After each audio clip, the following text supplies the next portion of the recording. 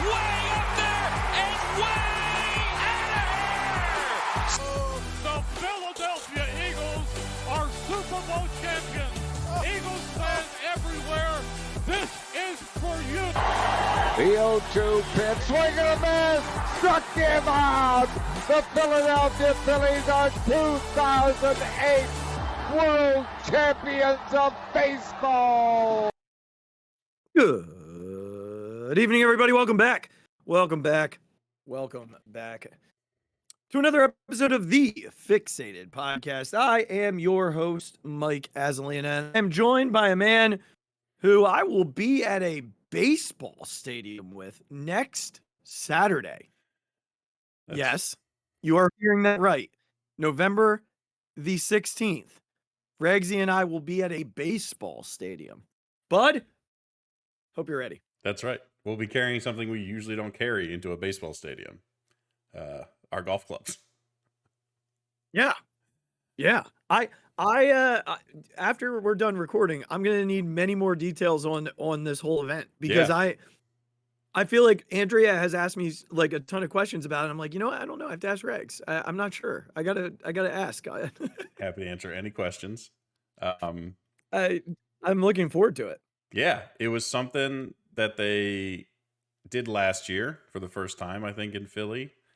I think I had talked to you about going, but you had something else going on that day. So my brother and I ended up going. Had a great time. And then when it popped up again this year, it's been like my mother-in-law's birthday present to me for the past few years. Sent you the text again, and luckily you were available. Yep, And we're going to go have some fun and hit some golf balls into the outfield of Citizens Bank Park. Yeah, I'm very excited about it. Can't wait.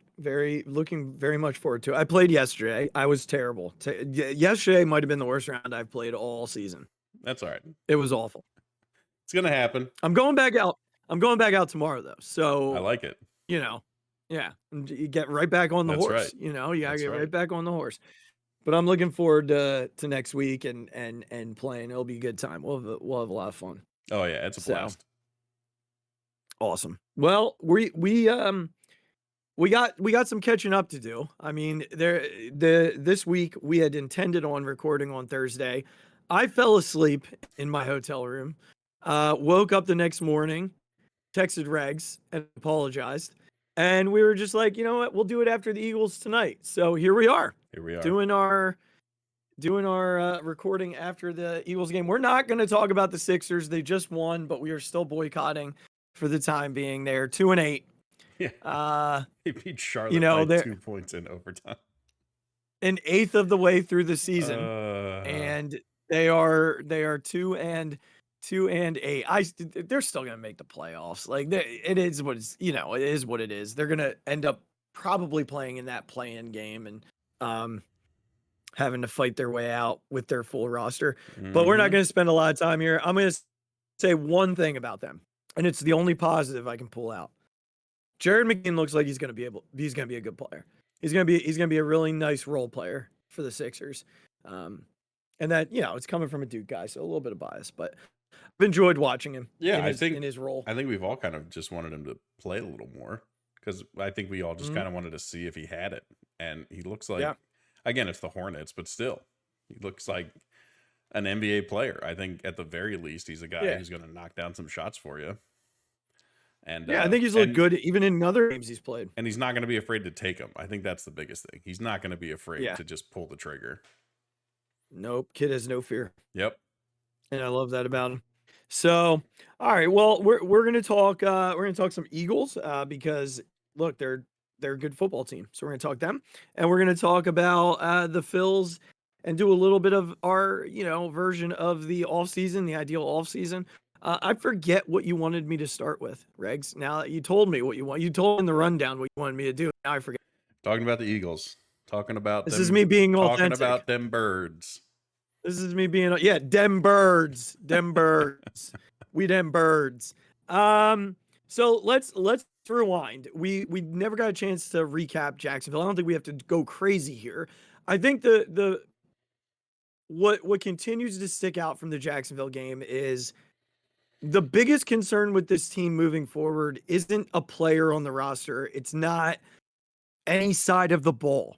It's the only thing that can get in the way of this team reaching another Super Bowl is the head coach. I don't see him being able to outcoach some of the better head coaches in football when it comes to management.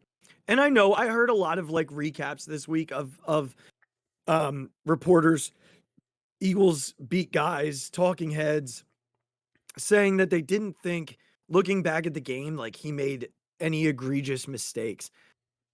And I think hindsight's a thing here. To me, the way I felt in the moment is still the way I feel now. I think there are things that I need to take back about Nick Sirianni, and I'm going to get to those later.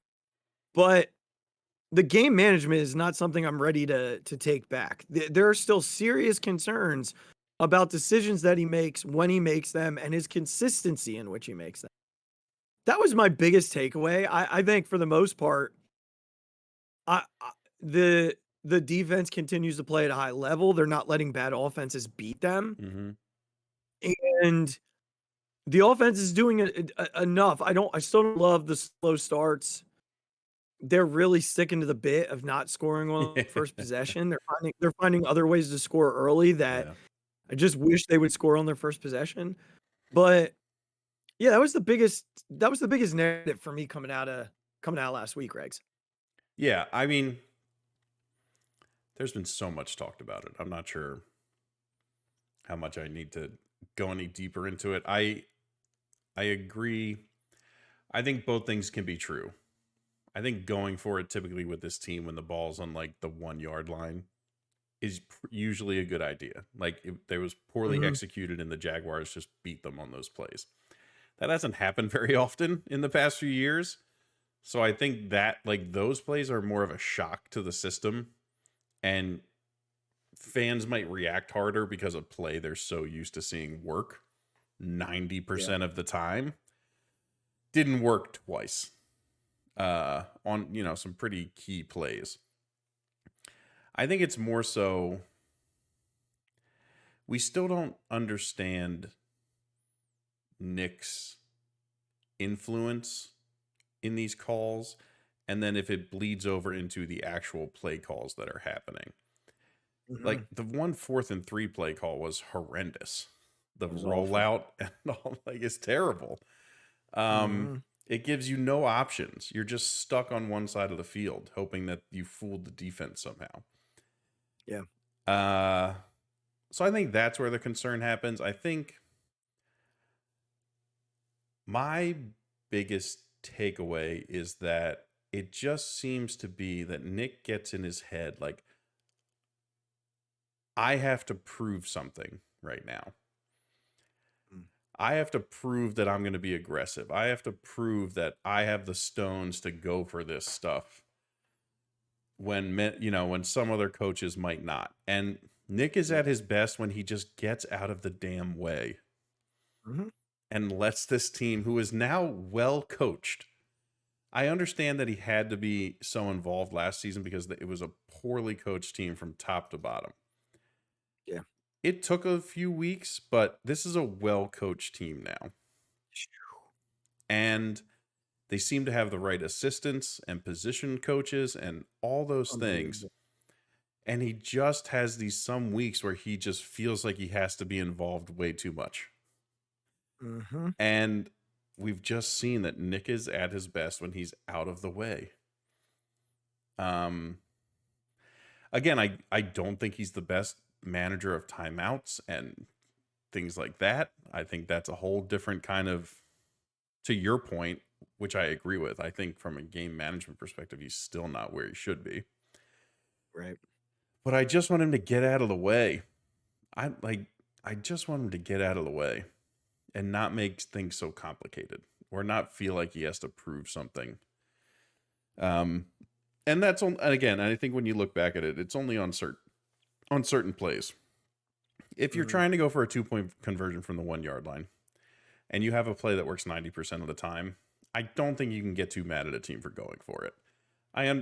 They were poorly executed. They weren't successful. So I think that obviously adds to the level of anger.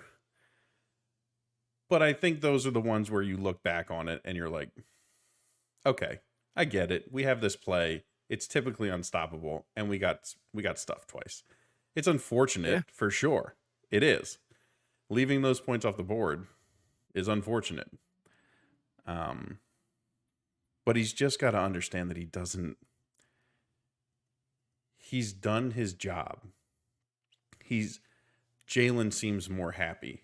I think like the guys on offense seem more happy. The guys on defense are really starting to play together and be excited for one another and all those things. He's done his job from a culture standpoint and getting this team through that fog of last year and how it ended. So just relax, man. Just go out there and like kind of stay out of the way. This is this team's playing well, and you don't have to prove anything. Just let them keep doing it. And so I wanted to ask you if you wanted me to say or give you my thoughts on him, like my mea culpas to him now, or if you want to talk about today's game first. Do they relate more to this game or to the last week's game? I think they relate to what's happened since the bye week. All right. No, let's do it now since we just talked about it. Okay. All right. So here are some things that I want to give my mea culpa to, because I still do take issue with some of the stuff he does game management wise. I think last week you early saw that they were worried about the brotherly shove, like the Eagles were. It was almost like they knew that Jacksonville was going to be able to do something against it, because even before they got it stuffed, they ran that weird option almost immediately. So game management stuff aside, here's what I want to give my mea culpa on. Number one, going into the bye week, Nick talked about two focuses were going to be tackling and turnovers. Tackling on their side and creating but eliminating turnovers on the offensive side. Since then, it's been a totally different team on the tackling side of things. They're not whiffing nearly as much. You still see Nakobe in space struggling. I just think that's who he's going to be. He's made some tackles along the way. But they've been as a team better tackling in open space. Period. End of story. Like, not a question about that. On the other side of things, until today, they hadn't turned over the ball since the bye week. And then the interception in the end zone, I texted you right away, and I was like, that's just a heck of a play. Like that, Diggs closed about 6 yards in like less than a second and a half. That was so fast. That's what makes him good. He will make some terrible plays defensively. But I mean, he basically pivoted and made up about 6 yards of ground when Jalen was already releasing the football. Heck of a play. But they also ended up turning over the Cowboys like 4 or 5 times today. So they're causing more turnovers.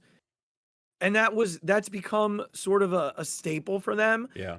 Now they're going to have a true test next week because Washington doesn't turn over the ball. Jaden Daniels does not turn over the football. So this is going to be a real test for how you're going to win a game where you're probably going to be either equal or maybe even lose the turnover battle. It'll be really interesting. But I do want to give him his kudos there because he has done better. And the third one that I think is really important, it goes back to your statements on culture just a few moments ago. The fact that these guys believe they can go to him and say, Nick, something needs to change. And then he doesn't ignore them, but actually changes it. That deserves some sort of credit from a leadership perspective, because these guys clearly believe they have the culture to go and say to him, Nick, it's not working. I mean, Lane said that he and 2 other offensive linemen, who I'm assuming to be I think they Landon said Dickerson Mailata and Dickerson. and Mailata. Yeah. That's what I assumed it was. But 3 offensive linemen go to him and say, look, let's run the ball. And they're running the ball a lot more. They're not totally abandoning their ability to throw. As a matter of fact, it's made Jalen so much better because the play action is totally making teams bite. And on the other side of it, we're seeing now the safety getting sucked up into the box, and Jalen has 3 one-on-ones to choose from. And when you have Devontae Smith and A.J. Brown as 2 of those 3 one-on-ones, that's not easy to do. And today, even on a blitz, took a shot with Jahan Dotson down the sideline. Dotson made another good play. So you've got 3 guys that you can run shot plays to when you're bringing that safety or sinking that safety on 2nd and 3 or on 1st and 10. And that's changing what they're able to do offensively.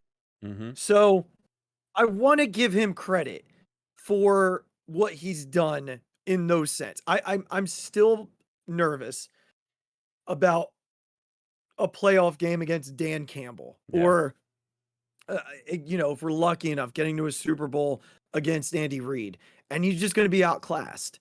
There aren't many other coaches like that. Like Todd Bowles again. Like if they see him, which doesn't look likely because the Bucs are falling apart. Mm-hmm. Even Kyle Shanahan. Like I know Shanahan has his shortcomings, but even that one worries me. Yeah, or the Vikings coach has been pretty good this year. Yeah. O'Connell's good. He's good. O'Donnell. Sorry, not O'Connell. O'Donnell? Yeah, it's O'Donnell. I'm pretty sure. Kevin O'Donnell. But yeah, I'm sort of at a place where, like, if they fired him tomorrow, I'd be like, whatever, we'll figure it out. But I'm also not screaming from the rooftops, and I do feel like I need to at least, if I'm going to criticize him in the Nick get together, I have to be fair on the other side and say, look, he's totally changed X, Y, and Z about this team. And he has leaned more into his coordinators, and I do appreciate that. So feel like that's something that needs to be said. Let's jump into today. And I want to jump into today with simply this. And I know who is playing quarterback for the Cowboys. I know. I totally get it. But Vic Fangio, there is a major difference between the guys who try and copy Vic Fangio and Vic Fangio. This team is so well prepared. They're so well prepared. Week in, week out. Now, again, next week's going to be a huge test. I think the Steelers are one of the best defenses in football, and the Commanders came out and put up 27. So they're no joke. Yeah. Well, I'm going to say 20 because that fake punt inside the 16. Yeah. Like, what are we even talking about? Yeah. But that's a really good quarterback in Washington. A tough offense to prepare for. So I'll be curious. I do think that the Eagles secondary is better. I think that's the place the Steelers struggle. Their front is unbelievable. Their secondary stinks. Yeah. The Eagles secondary does not stink. Plain and simple. Yeah. Quinyon Mitchell is an absolute freak of a football player. That play today, I'm talking about 3 different things at once, and I apologize. We'll get back to the Vic thing. I want to come to you for Vic. But there was a play today, you'll remember it. A throw down the left sideline. And it was caught. Mm-hmm. But Quinyon Mitchell did what only you typically only see veteran corners do, which is basically force this dude's body. The only place he was going to be able to catch it was out of bounds. It's just a veteran move by a kid who's playing his 9th football or 10th NFL football game. Like, he's special good, Regz. Mm-hmm. And Jean is also special good. So Vic Fangio has really, I'm coming back to this. Talk about both of you want. For me, the Vic thing is this team is prepared. He puts them in positions to be successful. We're seeing the truth about Vic Fangio's defense, which is give them like 3 to 4 weeks and then they figure out their roles. And so I want to start there, talk about Quinyon if you'd like. And then I have one more guy I want to talk about. Yeah, I think the biggest thing for me is we all wanted quick results, but Vic was very upfront from the beginning. He's like, I need my guys to play because this stuff takes reps. Mm-hmm. My stuff takes reps. Working in this system takes reps. That's why I want my guys to play in the preseason. That's why I think we should do these practices this certain way. And he wasn't like, say what you will, that dude doesn't lie. And he's proving it to be correct. He's proving it to be absolutely 100% correct. I think the biggest thing for me is seeing a defense that is connected. Last year was the epitome of just a bunch of dudes on a football field. No one knew who was coming, when it was coming, who was going where I should be, where you should be. All these things. Nobody had a clue. And it turned into just being like, well, I give up. Guys would just give up. They'd give up. And this year, you're seeing pre-snap, Cooper is pointing in one direction, obviously talking to Nakobe or Zach about what's going on. You saw on that 4th and 1 play where Cooper took down Chase, Rodgers like taps his butt to tell Cooper, like, go this way.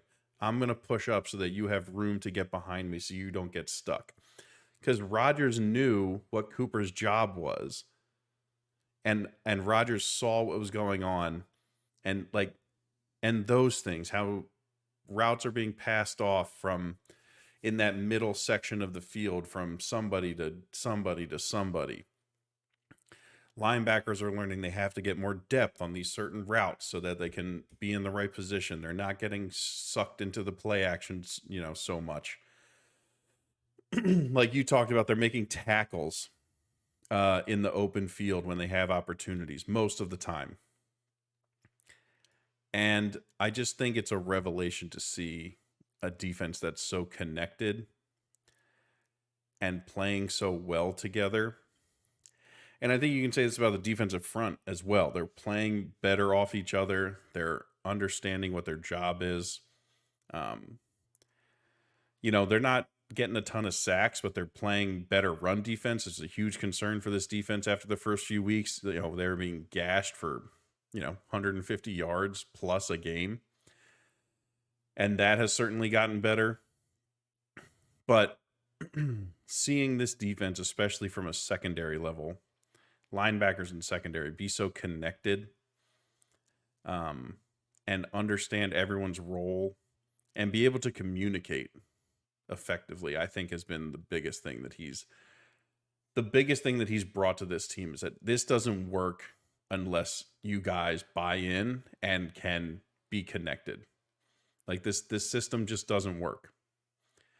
And they've bought in and they're doing the necessary things to play at their best. And I think I was listening to PHLY while you were watching the end of the Sixers game, just kind of catching up on the post-game pod.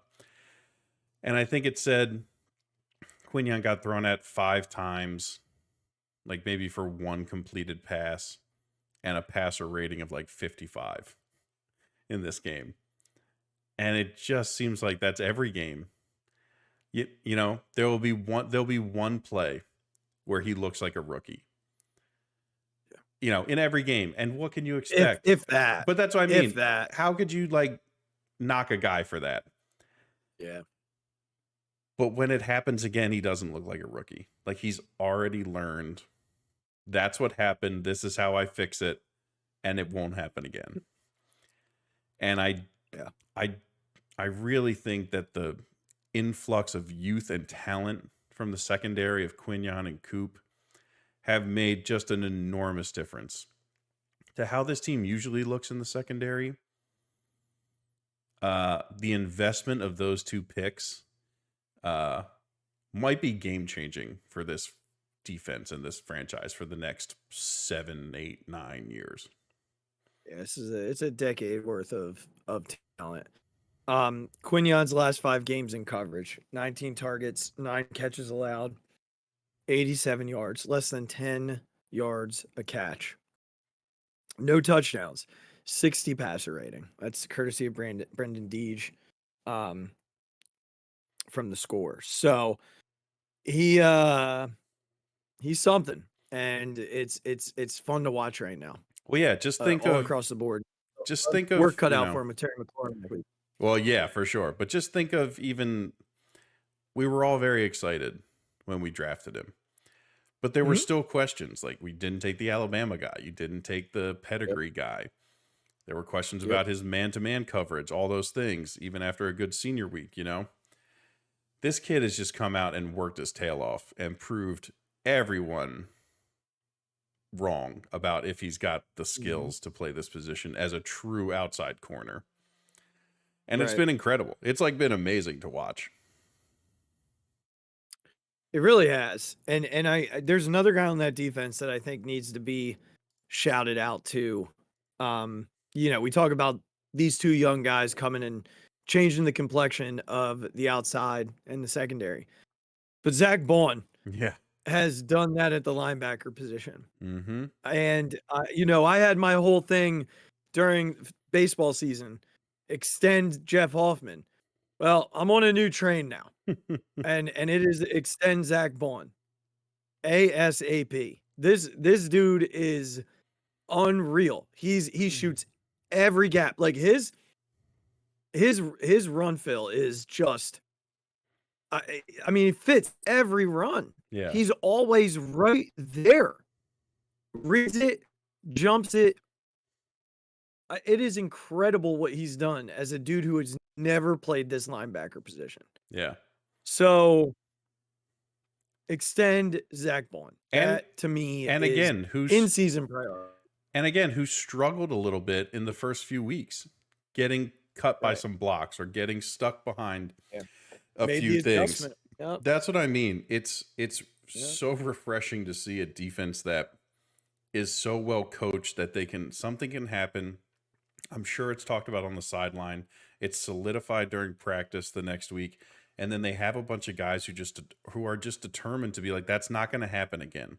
Because look, you can talk about it all you want. We've known plenty of people who you could say something 9 times to, and they're like, yeah, I get it. And then when it happens again, it's like, kind of like the Phillies and swinging at sliders down and away. You know, you'd think they'd learn, but they've chosen not to.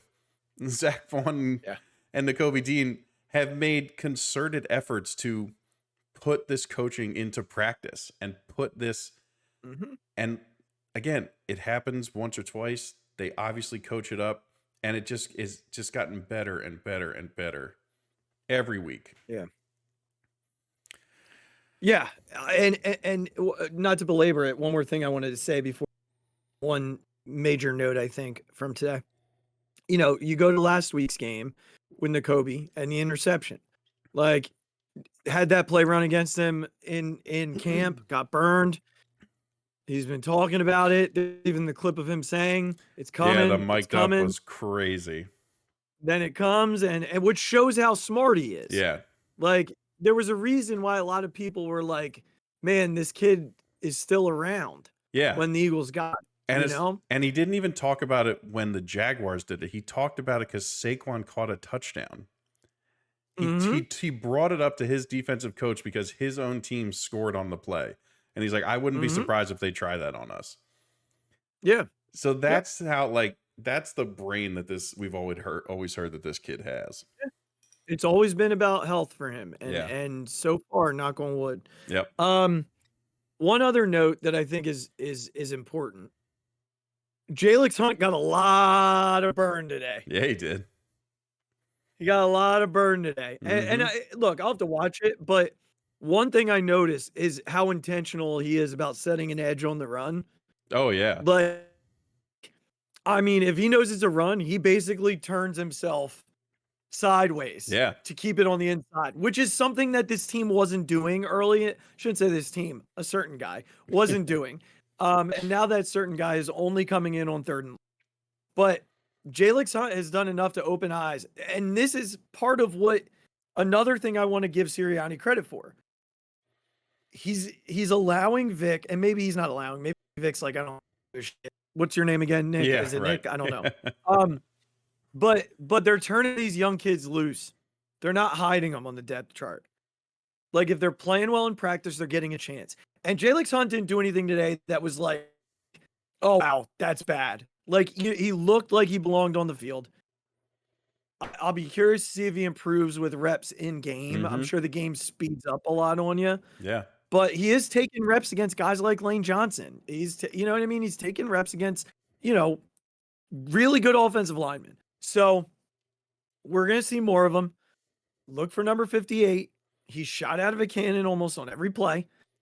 Just a note from the defensive side. On the offensive side, Regs, I don't know. It was a weird day. Like, it was a boring first half. A lot of annoying things happening. Stupid decisions from Jalen holding on to the ball too long. Yeah. I'm not going to get on him about the interception. It was the right decision. It was open.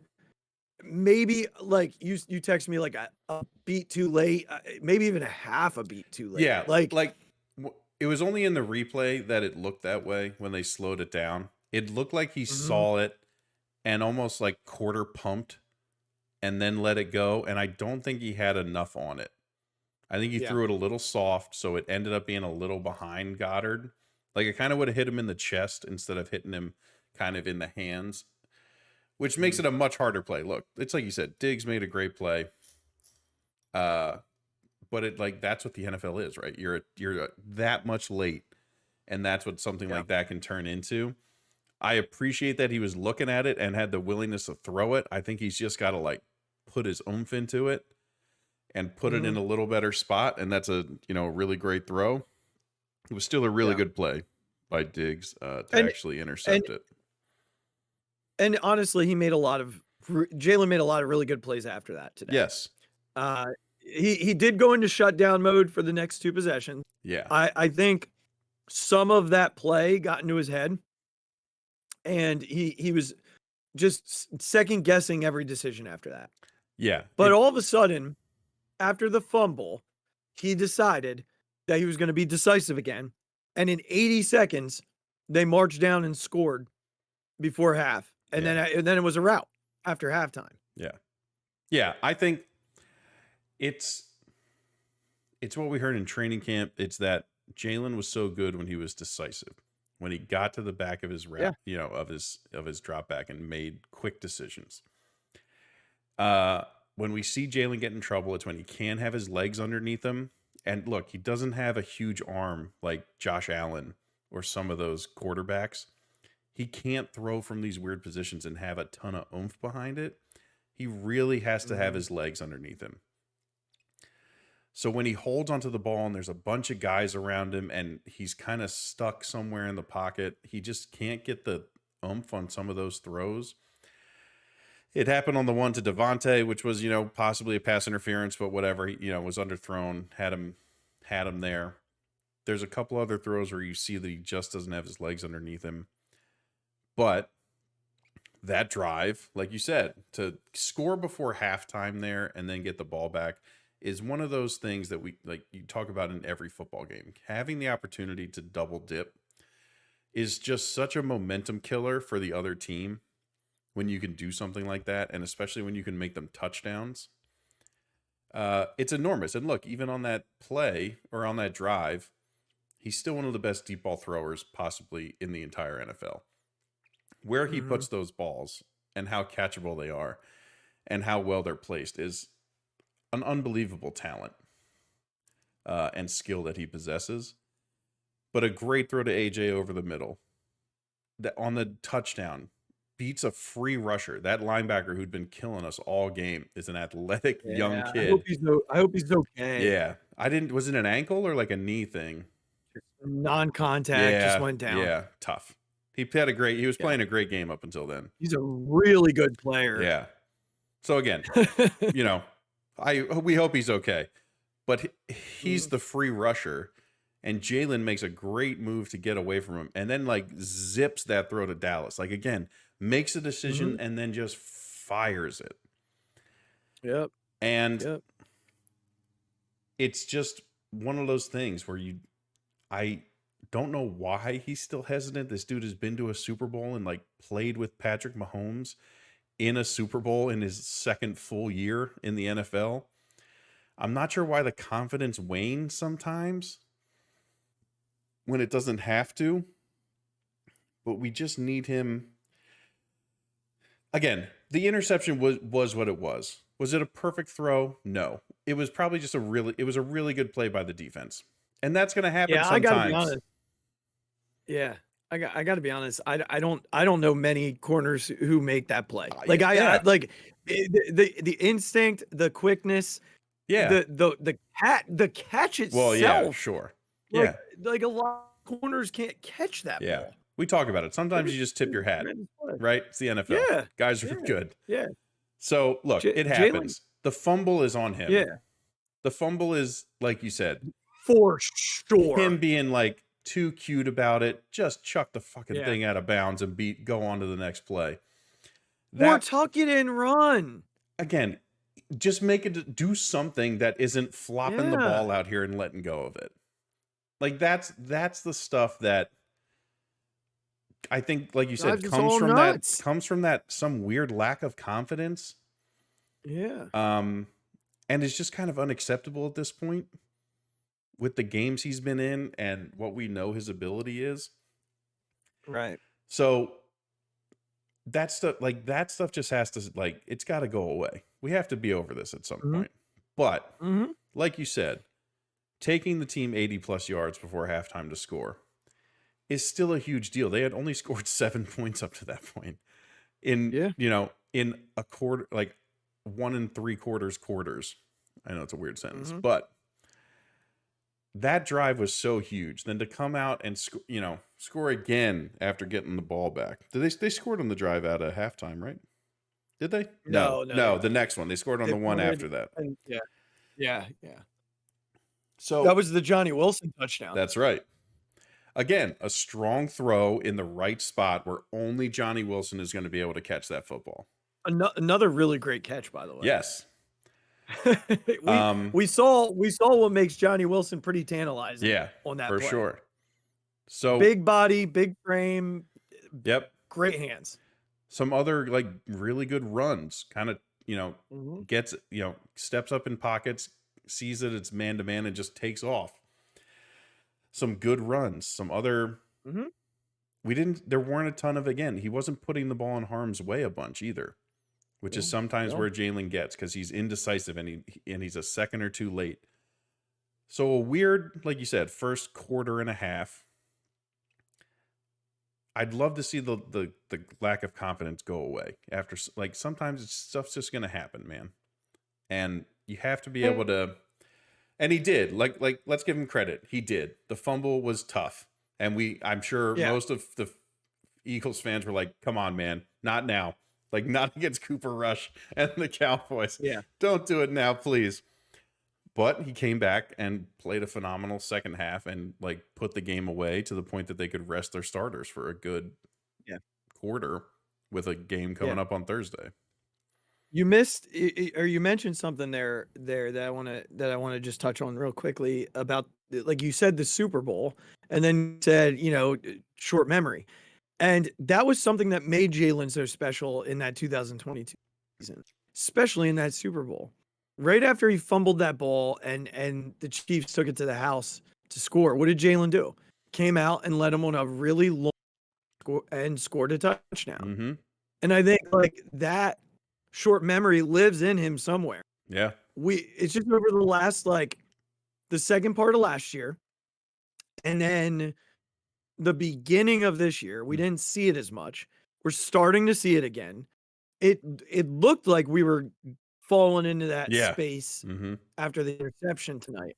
But then after the fumble, it was almost like, okay, the defense has my back. I need to get out here and do something. Yeah. And he immediately did. Just a couple of quick things before we turn it over.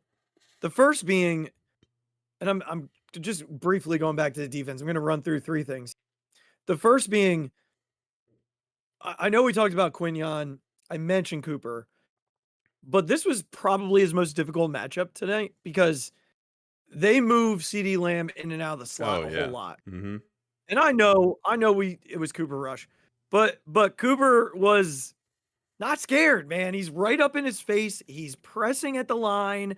There were a couple of times where Romo was like, "Oh, they're gonna get CD on a slant here," and then Cooper was like, "No, like, oh, CD 1-on-1. Here we go." And nope, like it's not there with him. Yeah, I think that's it's a credit to the defensive coaching staff understanding Cooper's abilities and talents. And I think he's in the perfect spot. Like, I don't think Cooper could be an outstanding outside corner in the NFL, quite honestly.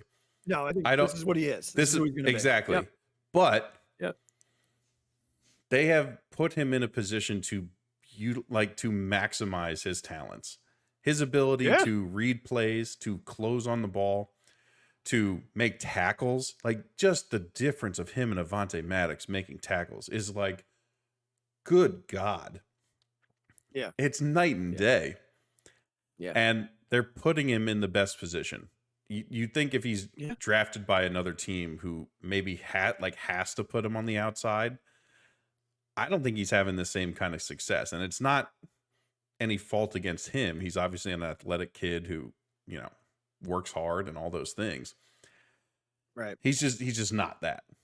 And in a different No. situation, he might have been forced into something like that, but he's just in an ideal spot for what this defense needs to do. And you're just seeing it. It's just every week after week after week that he gets more and more comfortable, more and more used to things. He's having an impact in every game. Yeah. He's special talent. Just a couple of comments that I wanted to touch on before we turn the page to the baseball team. The first being Saquon in his post-game interview, and he was asked, was there panic in the locker room after the slow start before the bye? And he kind of laughed and was like, "No, that was all y'all. We weren't panicking in here. Like, we actually treated the first 4 weeks like our preseason." And I was like, "Oh, okay, caught me off guard." All right. And he and I think I don't know if it was Jaworski or somebody in the post-game show was like, "Yeah, but you lost 2 NFC games, right? Like, that isn't okay, because that could be the decision making, losses between you and maybe the Lions for the 1 seed, or maybe you and the Commanders for the division." But he seemed to have the confidence of, like, because he said, like, you haven't even seen our best yet. And Zach Berman, I actually took a picture. I want to tweet it at Zach Berman because he's standing behind him. But he says, "So what is that then?" And he goes, something special. And I think he's right. Like, I don't think we've seen the best of the Eagles. The other comment that got me, from Gabriella Galati, she tweeted this about, it wasn't the mood of an 8-2 team. They didn't seem pleased.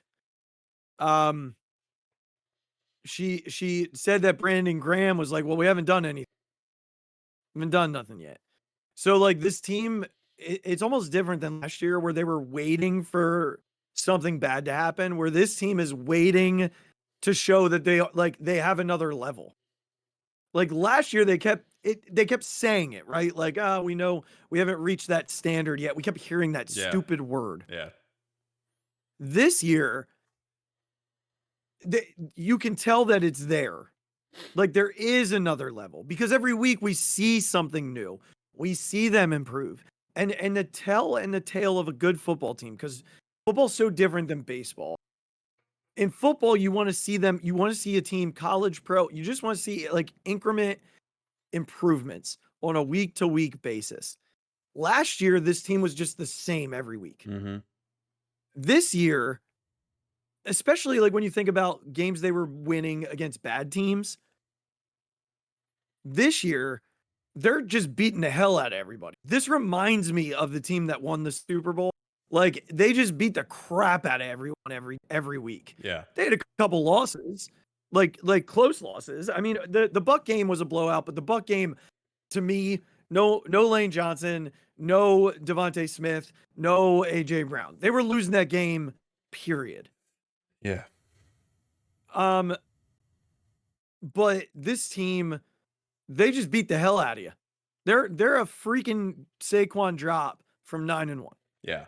I'll say it until I'm blue in the face. I think I just think that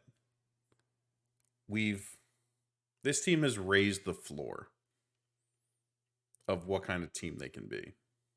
Oh yeah. Last year, it felt like they were playing at their ceiling, and everyone was waiting for the ceiling to fall apart. Mm-hmm. Everyone was just waiting for the bottom to drop out of them. Yep. It seems like this year that they're all saying, like, this is just our floor. This is the minimum of how good we can be. And we truly believe we have another level to get to, which I think is a big difference to how it was last year. And then I saw, and if you want to take how they're making improvements, just look at how this team is affected by the blitz last year compared to this year. I saw a stat that someone tweeted that I think Jalen was 5 for 7 against pressure with 2 touchdowns. Yep. And a certain amount of yards. And just think of what that stat was last year. Like, just think about what that was just a year ago. Yeah. While losing your defense. Hall of Fame center who called all the protections. Yep. And the defense. Yeah, absolutely. The defense is just... And the defense.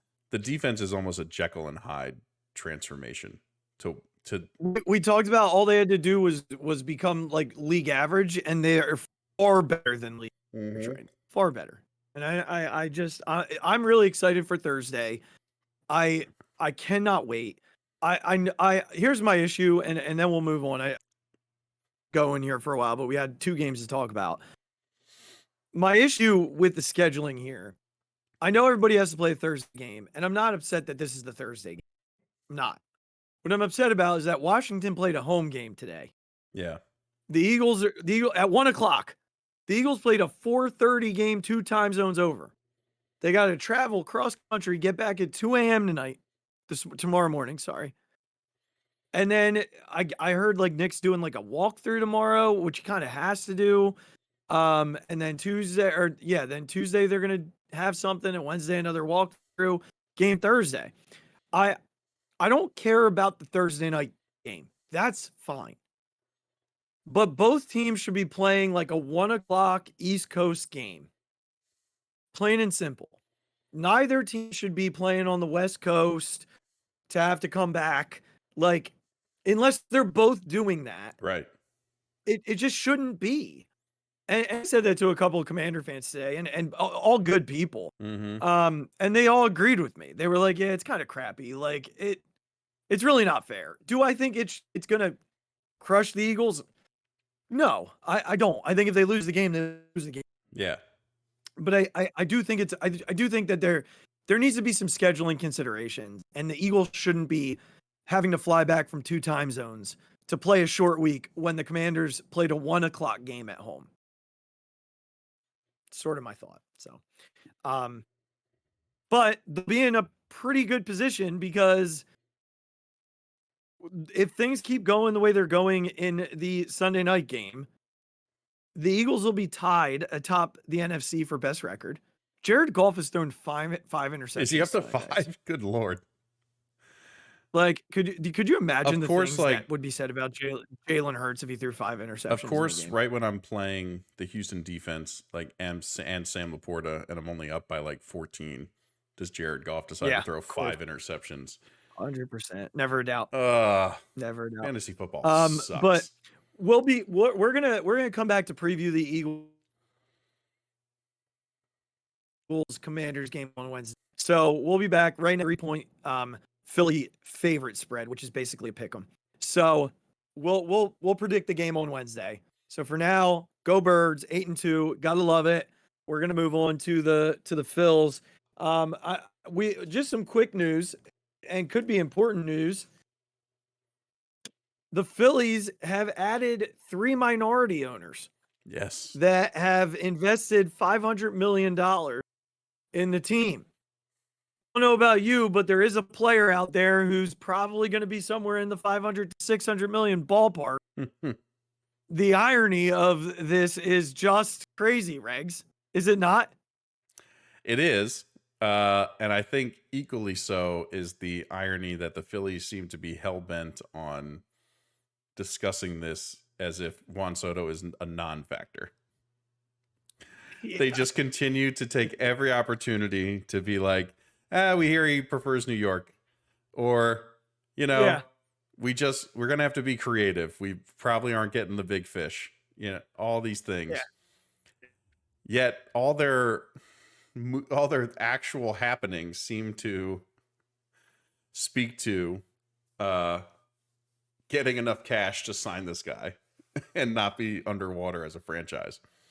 Yeah. And yeah, I think Fritz like put it really well in their last High Hopes. He's like, look, John, you're really only signing him for like 3 or 4 years, and then he's going to opt out. So you're really only like, just give him a 4-year, $200 million contract. Who cares? You ride out the best years of his prime, win your championship, get your trophy back, and then he's going to opt out. And that, it is what it is. I do believe here's what I know. Here are the things I know. I know that there's validity to, look, he might prefer New York. Yeah. There's validity to that. Mm-hmm. Don't for a second disagree. What I know is that when he looks around at the way that roster's constructed to the way that this roster's constructed, the Phillies hold an advantage. Even when you compare the Mets to the Phillies have an advantage. And I do believe that those are 3 teams. I know we keep hearing the Dodgers. I'm telling you right now, there's no way this guy's a Dodger. Cut it, save it, bookmark it. They're going to add pitching. The Dodgers need pitching. If they want to keep winning, they got really, really fortunate that they played a team that also couldn't really hit in the postseason. They're going to get that 23-year-old pitcher from Japan. Yeah, and probably going to get Corbin Burns too. Yeah. They're just going to add pitching. Yeah. Or they're going to bring back Bueller. They're all they're going to do is bring pitching in. Which and maybe like a guy like Santander to play left field. Right. And replace Hernandez. Could totally see Hernandez heading to Baltimore and Santander coming to LA. That would make total sense for them. Soto won't. Soto doesn't make sense for them. Because they're so lefty heavy as it is, adding another lefty would just be insane at this, especially to that kind of dollar value. But their rotation's probably going to be something like Glasnow, Ohtani, Yamamoto, and then that Sasaki guy. Yeah. And add like Bueller or, I mean, if they get Burns, forget it. That rotation is insane. Yeah. Ridiculous. But I also think Sasaki could end up in New York. That's a sidebar. But the idea is also with Soto, the thought process for him, they mentioned an ownership that wants to win. And as soon as that quote comes out, Middleton is in an article saying, well, we don't think he really wants to come here. Yeah. This is them playing the game against Boris. Boris wants to run the money up. Yeah. His best way to do that is using the Phillies. Right. The more that the Phillies push back against that, the more the number plays in their favor. Yeah. Because he's not going to be able to drive that number $700 million if the Phillies are a team who's sitting there saying, well, we're just going to kind of hang on the outside. Yeah. We're going to just keep our ear to the ground. Which is probably true to an extent, but you're kidding yourselves if the Phillies aren't going to have a meeting with Soto. Yeah. Right. You're kidding yourself. Yeah. I said to you before we came on the air, I've said it to a few people who listen to the show. If you're not someone who talks to me every day and you listen to the show, I'm telling you this. The Phillies met with Yamamoto. They offered him almost $400 million, the best offer he got. Mm-hmm. If the Phillies are willing to offer that guy that money when they had already signed Aaron Nola, they're 100% offering Juan Soto something near his asking price. Yes. Plain and simple. Yeah. The Phillies have a need for an outfielder who can work counts, hit for power, and hit at the top of the lineup. I just described Juan Soto. Yeah. So, Rex, with that being said, Juan Soto is the first guy in my ideal offseason. Love it. 15 years, $576 million. All right. Because I think that puts him just like a notch above the number. Mm-hmm. Like that makes him highest paid. I'd have to look back AAV wise. But I also said opt outs every 3 years. Yeah. Until like year 10 or something, I think is what I wrote down. Somewhere in there. But it's 100% right what Fritz said. He's going to opt out when he's 29. Yes. And look, you can bring him back. It's not like he opts out and doesn't come back to Philly. Sure. He just opts out for more money at that point. And 575 is 500 million that the investor, and then 75 million of John Middleton. Done. Mm-hmm. And you're probably not using all of it because he's gonna opt out. Right. So, and my ultimate prediction about this, Regs, is if you're in the ballpark, if you're in that ballpark, 575, I think his highest offer is going to be like 630, something like that. And I think that's going to be like the Giants because they have so much money. But he's not going to want to go play in San Francisco. Yeah. But when it comes down to that 25 million, if it's the Yankees and it's the Phillies and it's the Mets, like if that's where we're at, and he looks at all three teams, his ability to win, his connection to people in the organization, I think he's a Philly. I truly believe he's a Philly if it's like within $25 million. I really do. I really believe that. I don't know if you have anything you want to add. I mean, look, if Juan happens to be listening, it's like a 45-minute private plane ride. You'll be fine. You want to go hang out in New York? You could probably take a helicopter. Probably only take you an hour. You know? And your best friends are all here. Yeah. Like, we'll figure out some New York nights for you. If you want to go hang out for the weekend, it'll be fine. Like, here's the thing. I love it. This is coming from a guy who loves Aaron Judge. It seems like one of the most genuine human beings. Very easy to cheer for. Yes. But my God, who do you want hitting behind you in October? Him or 3? Like, let's be honest. I really don't think it's a question, Juan. Listen, just come. It's not. Hang out with your friends, your good buddy K Long. Come win a championship, and then take your opt out in 3 years.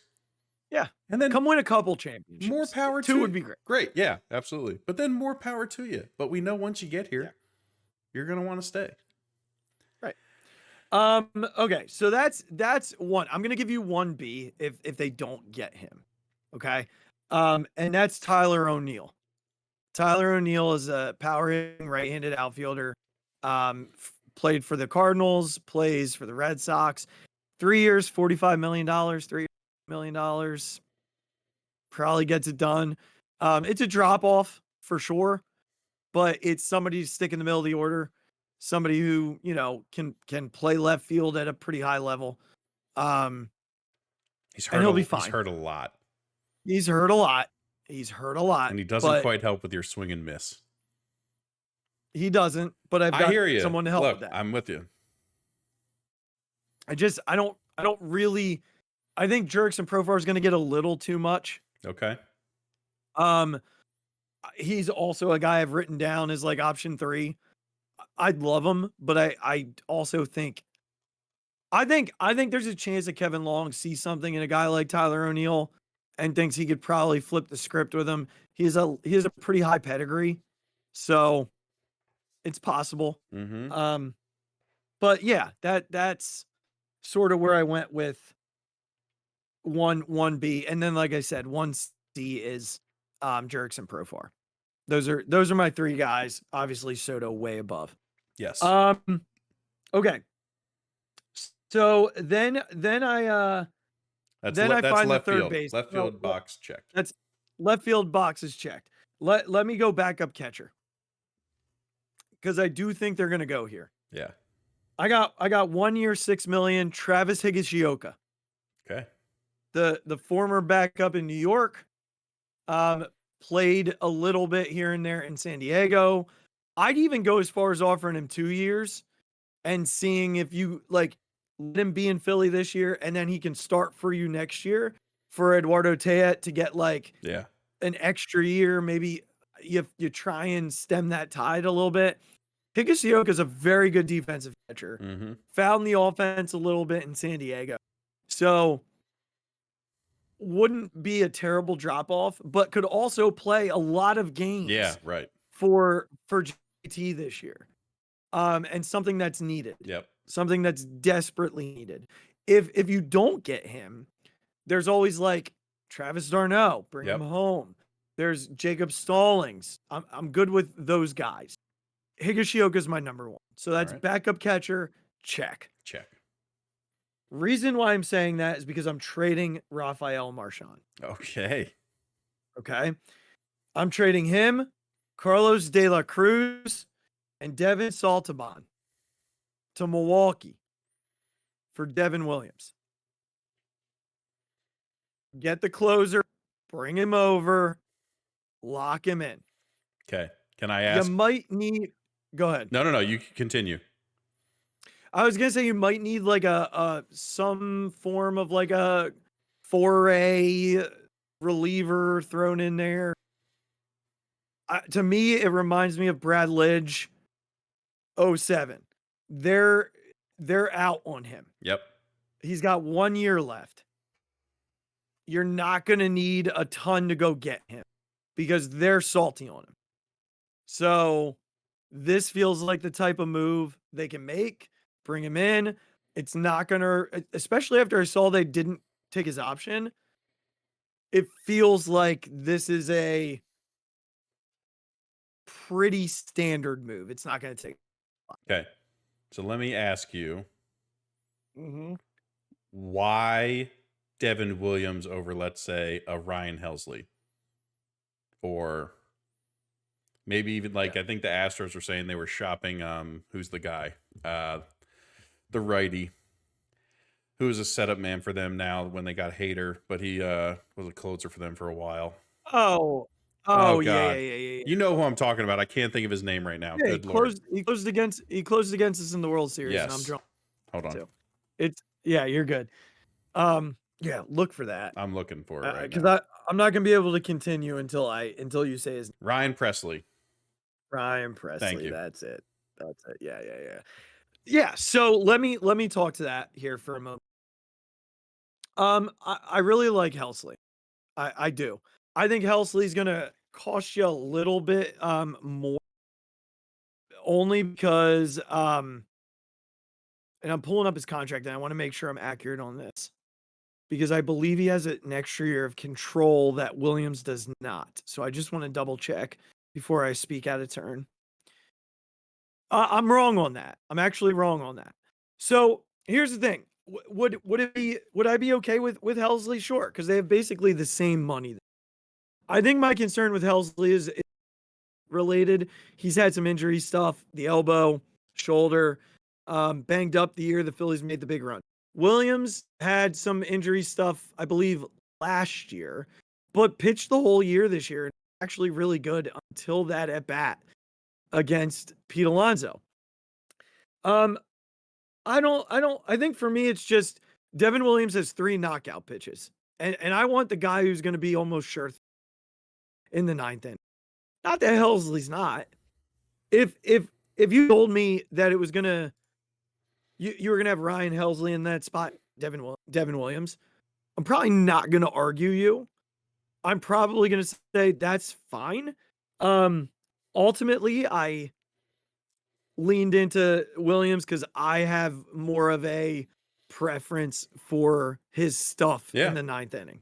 Yeah, I think it's a great comparison. And I think he has more command too for me. I think it's a great comparison to Brad Lidge, and even Ruben and Jim and Todd made that reference on their pod when talking about it.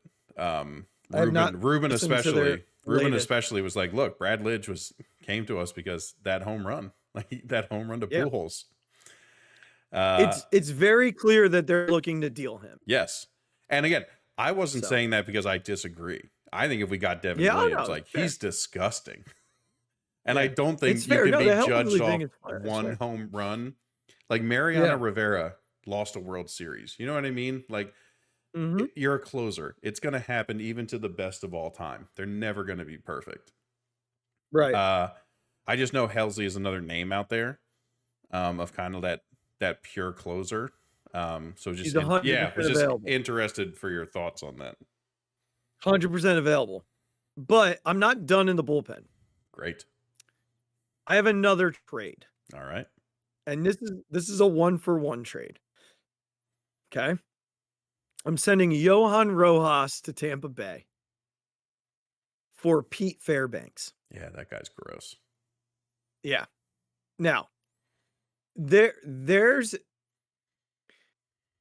to me the Rays they just have a churning of arms. And you might have to add someone to Rojas.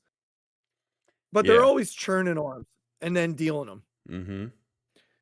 Fairbanks is going to make $4.5 million this year, and then there's a $7 million option for next year. You can buy him out for $1 million. Okay.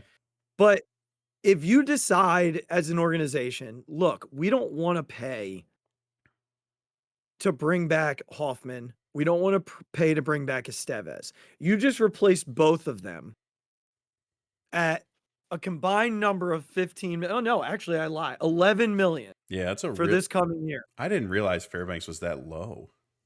Yeah. So you're getting both Williams and Fairbanks for $12 million total this year. Which is what you're going to have to pay to get Jeff Hoffman back. Yeah. So in my mind, I'm like, I just took our two best right-handed options. Kirkring's probably there. Yeah, too. he's there. But you get my point, right? Like you're adding two really good right-handed options for half the cost. Right. Of what it would take to bring both of those guys back. So if you're trying to save a little bit of money somewhere, you're giving up some prospects and you're giving up a really talented defensive center. But your hope is that Justin Crawford's playing center field June anyway. Right. So to me, now you think about that bullpen, right? We know Ruiz is going to be in. We know Banks is going to be in there, right? Those are your two like lower tier relievers. Yeah. Now you think about as you get deeper into your bullpen, you've got Alvarado and you've got Strami. Okay, so those are your two big lefties. Now you go to your big three righties. Kirkring's probably that fire putter outer. And now you got Pete Fairbanks and Devin Williams locking down late inning, 8th, 9th inning right-handed hitters. And Devin Williams is sort of a cheat code because of the changeup he can get out left. Yeah.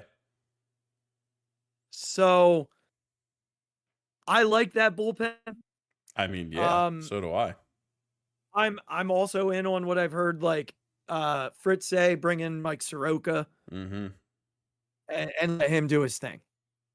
But, or look, if Max Scherzer wants to come and be a late inning guy, I'm also good with that. Like, that could be a lot of fun. That could be a lot of fun.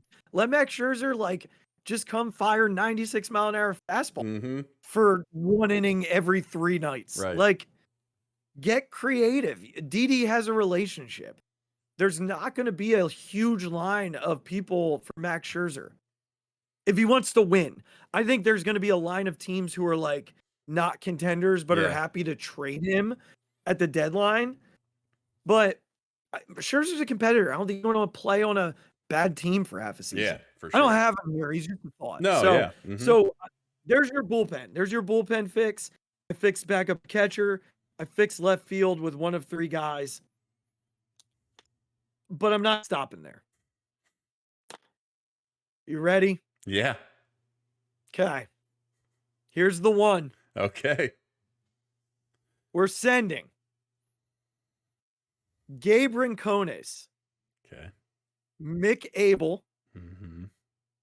Starlin Caba, All right. and Alec Boehm, and if need be, Brandon Marsh to Chicago for Garrett Crochet. Okay. Now, here's the thing, Rex. And I say this with the idea of if they don't get Soto, the next best move that the Phillies can make is trading for Garrett Crochet.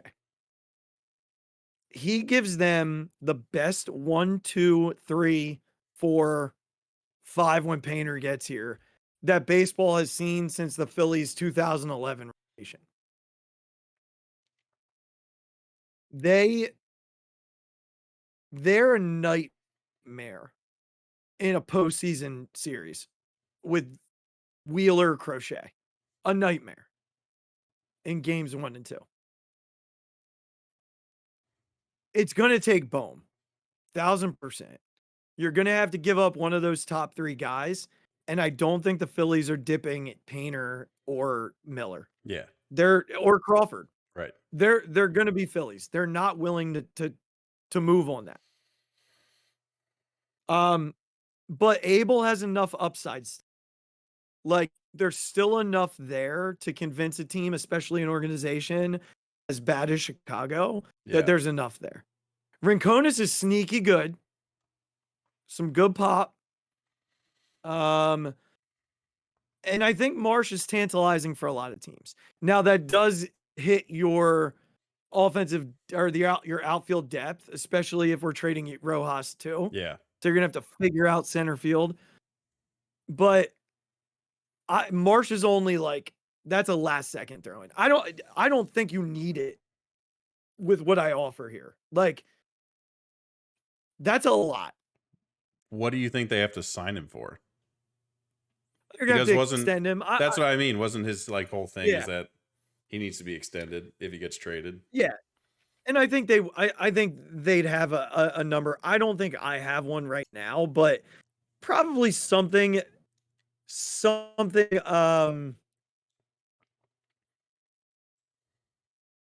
in the high, like over what they gave Noel is probably. How old is he? I think he's 26. I believe he's 26. Give me a second. I had it up. Let me see. He's going to be 26 in June. Okay. So he has one more year of arbitration after this. So if you trade for him, you don't have to get a deal done right. Mm-hmm. And I think the Phillies would probably say, we want to see you pitch a full season with us before we give you the value. Yeah. And I also think that that's fair for them to say because they have money. And they're going to want to see, they're going to have to play out what happens with the rest of their off season. Yeah. I believe that Soto and Crochet can happen in tandem? Yes. Do I think it's more likely they get Crochet without Soto? Yes. Yeah. But I think, Regz, that they might make that move at the winter meetings. I think that move happens at the winter meeting. I do. And I think Boehm's gone. I think this is the trade. All right. This is the trade. So it's there. Here's the thing. Here's the point I want to make. Boehm is in the same place as Crochet. They both have 2 years of control. Mm-hmm. Okay. So that's almost the even swap. I think what the White Sox will say is we're not going to be able to re-sign Alec Boehm. Yeah. So we need young talent to be able to build up. Rincones, Abel, Caba. Mm-hmm. Now they're probably going to want Miller. and Dombrowski's going to laugh Yeah. because no one's giving up that type of talent. Yeah. You're not. I mean, maybe the Dodgers will, maybe. And if they do, fine, let them. I'm not willing to give up Aiden Miller. Yeah. Plain and simple. I'm just not. I'm sorry, what were you going to say? I was just mine was like sort of, okay, so let's say that happens. And I'm gonna ask this question assuming that Marsh is not a part of the package. So I'm gonna say that Marsh is not required to do that. I'm sure you're getting to this next, but we now have a pretty large open space on the left side of the infield. So what's the plan for third base? Yeah. There's only one guy I want. Because if here's my plan. My hope is Bryson Stott gets his head out of his ass and remembers how to hit again the way that we know he can. Mm-hmm. That's number one. Because the Phillies need more guys who can work counts and walk. Mm-hmm. And we know Bryson Stott can do it. We've seen him do it. So he's number one. Number two is Kyle Schwarber. That's the other guy they need. Juan Soto, please. He's number three. Until Crawford gets here, if you look right behind Kyle Schwarber at chase rate for the Phillies is Brandon Marsh. Yeah. He does not chase. He swings and misses a lot. But he doesn't chase. He swings and misses at strikes, which is fixable. Like, swinging and missing in the zone is fixable. Yeah. So having him on the roster still isn't the end of the world. I've even said on the show, how many times do we watch Brandon? And Brandon Marsh is in a 3-2 count. Mm-hmm. It happens a lot. So you've got three guys on your roster who can do that. You add a guy like Juan Soto, who you know can do it. There's a guy I want so badly. I need him in a Phillies uniform playing third base every day.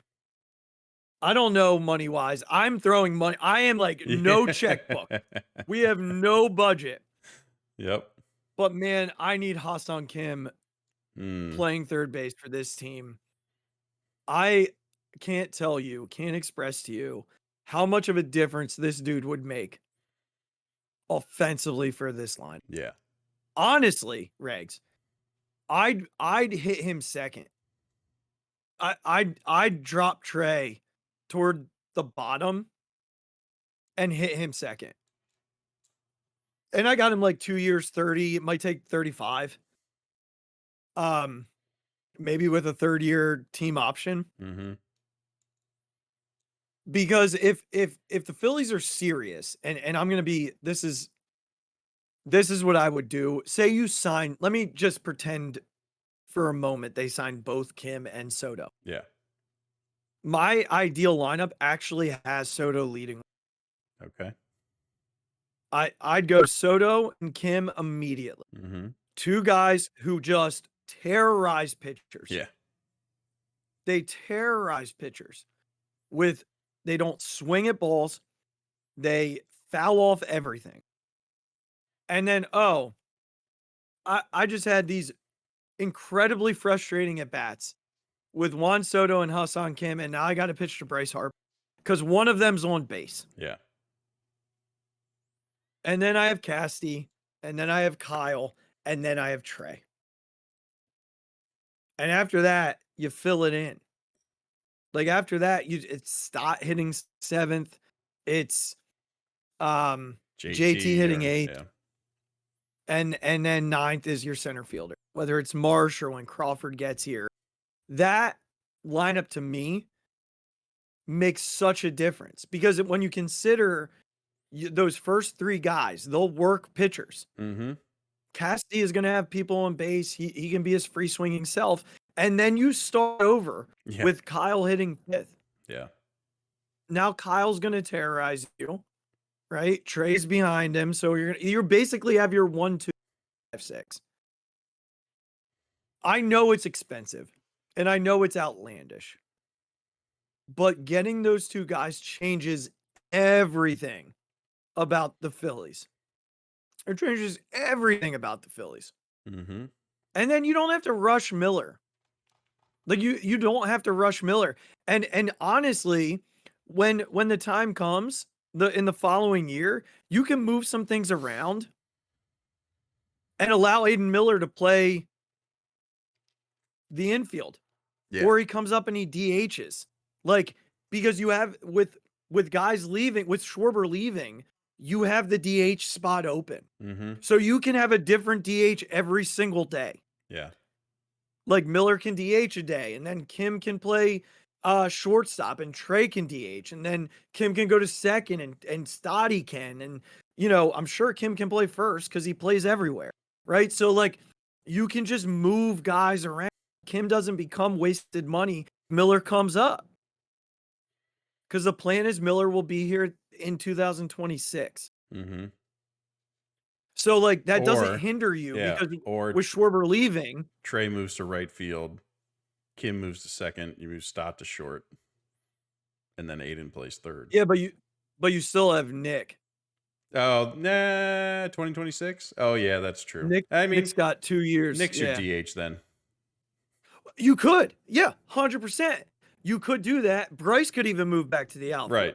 Like you could Soto could move to right and Trey could move. Mm-hmm. Like you could absolutely play with that. And I think that's the advantage of signing both guys. Mm-hmm. I look at the window of what they have. Your window, and we talked about this last time. I know with JT and Kyle probably leaving after this year, the window semi closes, but you still have Trey and Bryce and Nick. The window's not you, and you still have Zach and Nola. Like you've paid for these guys. You're not done.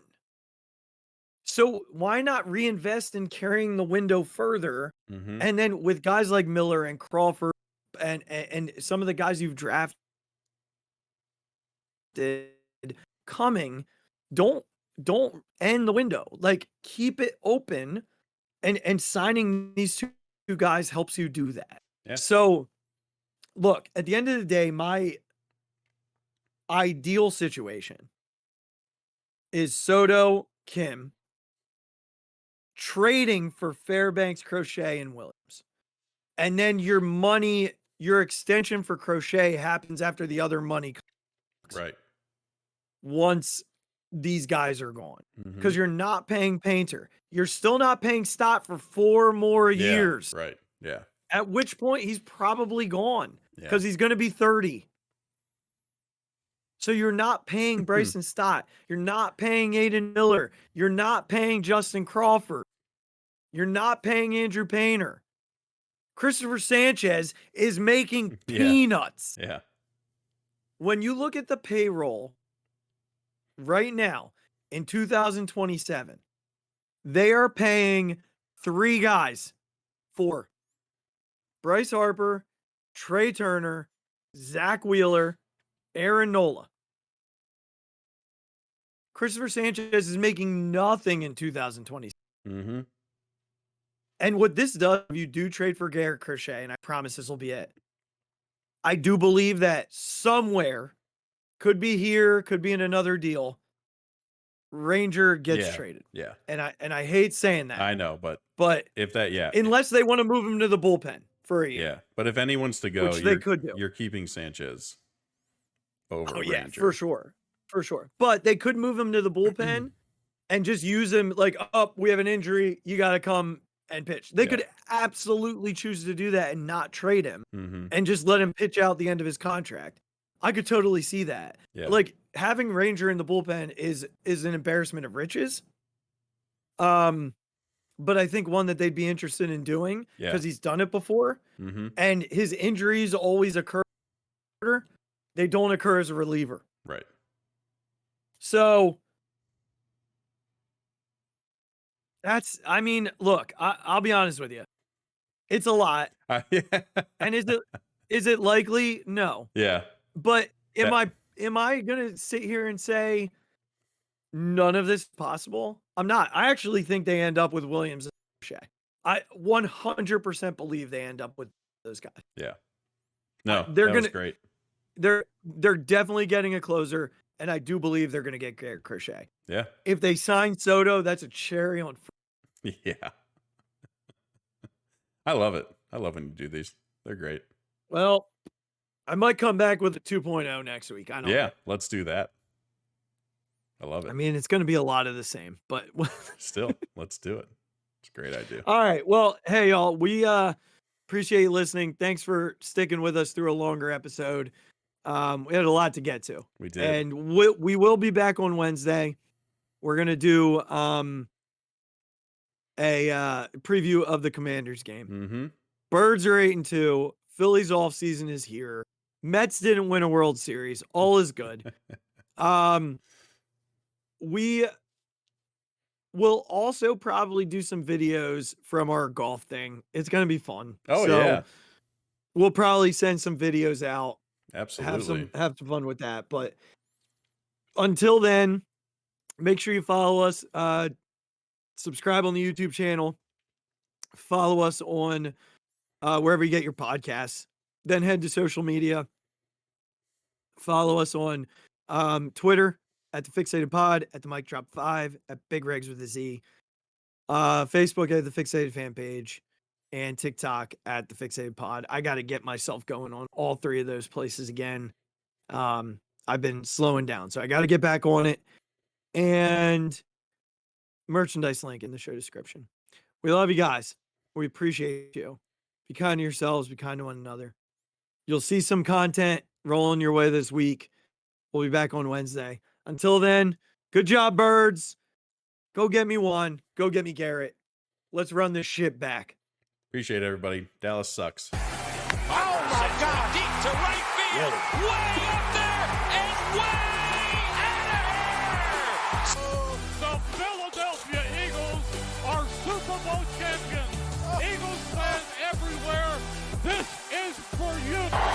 The 0-2 pitch, swing and a miss, struck him out.